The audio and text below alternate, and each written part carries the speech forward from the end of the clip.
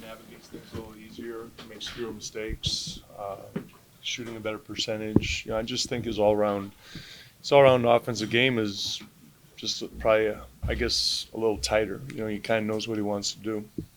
With John Collins, what challenges does he bring? He's a dynamic athlete, and when you put him in a pick and roll with Trae Young, it's a difficult cover because he's such a good finisher around the basket. But now he's developed a consistent 3-point shot, so now he's able to space the floor, and you have to respect that as well. And he's a great offensive rebounder.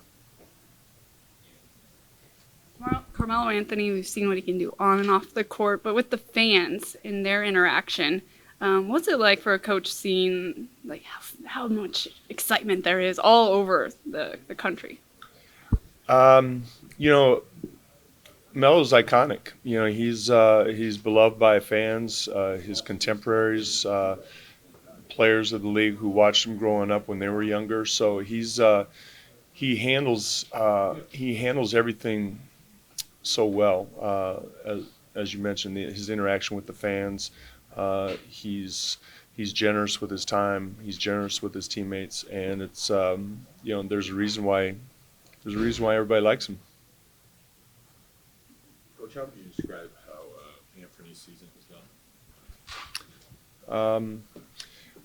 I think he's going through what you'd kind of expect from a young player. He's had some good games. He's had some difficult times. He always has a good attitude. He continues to work. So it's it's like a lot of young players getting a chance. He's been up and down. Obviously, you guys are still very encouraged by him as a whole.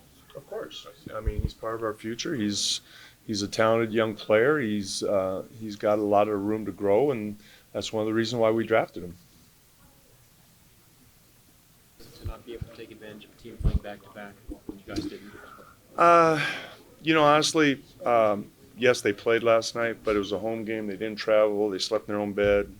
So I think pro athletes are able to play back-to-back, especially when there's no travel involved. So they're a young team. They're dynamic. They run up and down, and that doesn't really change for them. What turned the game around in the second quarter?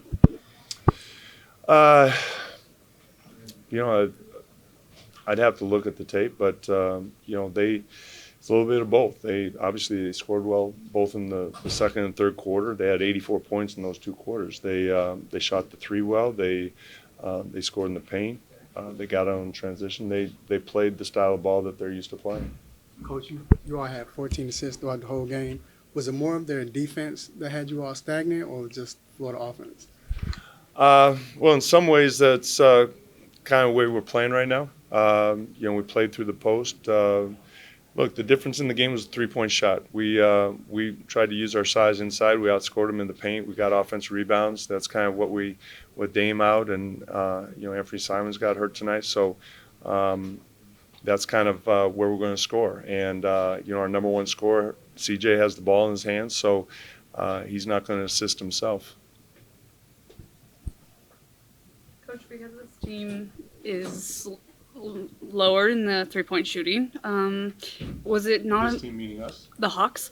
Say that again. Sorry, because they're not that great of a three-point shooting team. No. They shot really well last night, and they shot really well tonight. So on any night, Graham goes 2 for 2, and he's shooting 25% for the year. So if the Hawks shoot the ball like they did last night, and they did tonight, they're going to score a lot of points.